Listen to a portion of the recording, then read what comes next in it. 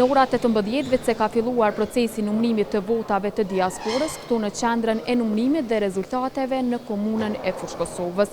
Rreth 33.000 vota si fillim janë nënshtruar procesit të vlerësimit, rreth 3.900 pako me fletëvotime janë refuzuar për shkak se kanë munguar dokumentet me të dhëna unike që votuesi i regjistruar i pranon nga KQZ-ja.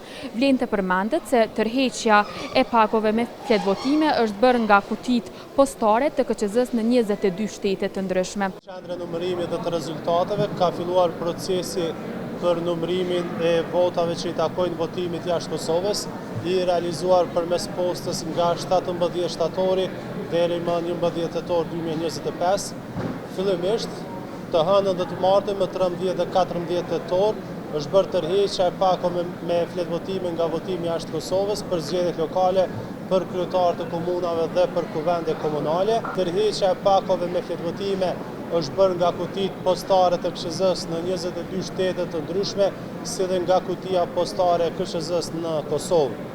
Numërimi i votave të diasporës mund të ndryshoj edhe rezultatet në disa komuna për shkak që disa komuna mund të edhe të mos jenë në balotazh në zgjedhjet e nëntorit. Nga këto 23 kuti postare janë tërhequr 33.821 pako të supozuara me fletvotime, të cilat janë nënshtruar procesit të vlerësimit. Vlerësimi ka për qëllim të vërtetoj se pako është dërguar nga votuesi i regjistruar për të votuar nga jashtë Kosovës. Nga ky numër i përgjithshëm i pakove të supozuara me fletvotime, nuk mund ta dim për momentin se sa është numri saktë i fletvotimeve që i takojnë zgjedhjeve për kryetarët e komunave dhe sa prej tyre i takojnë zgjedhjeve për kuvende komunale. Sipas të dhënave të KQZ-s, rreth 2 milion banor kanë pasur të drejtë vote në zgjedhjet e 12 tetorit, ndërsa prej tyre kanë qenë 43.000 qytetarë votues nga diaspora.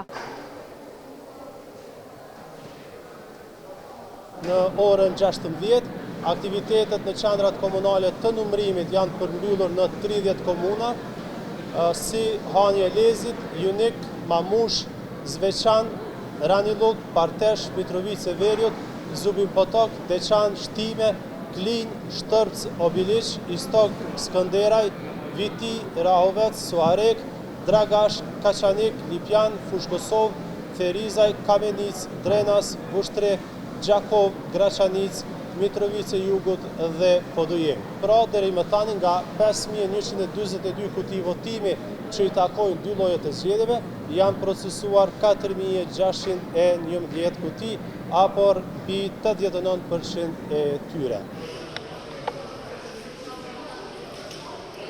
Në ditën e zgjedhjeve të 12 tetorit janë regjistruar edhe disa incidente, ku prej tyre ka qenë edhe fotografimi i fletvotimeve. Gjithashtu, qytetarët kanë shprehur ankesa sepse u është bërë ndryshimi i qendrës së votimit pa u njoftuar nga Komisioni Qendror i Zgjedhjeve. Ndërsa në arsyetimin e tyre, Komisioni Qendror i Zgjedhjeve ka thënë se këto të dhëna i marrin nga e-Kosova dhe nga Agjencia e Regjistrimit Civil.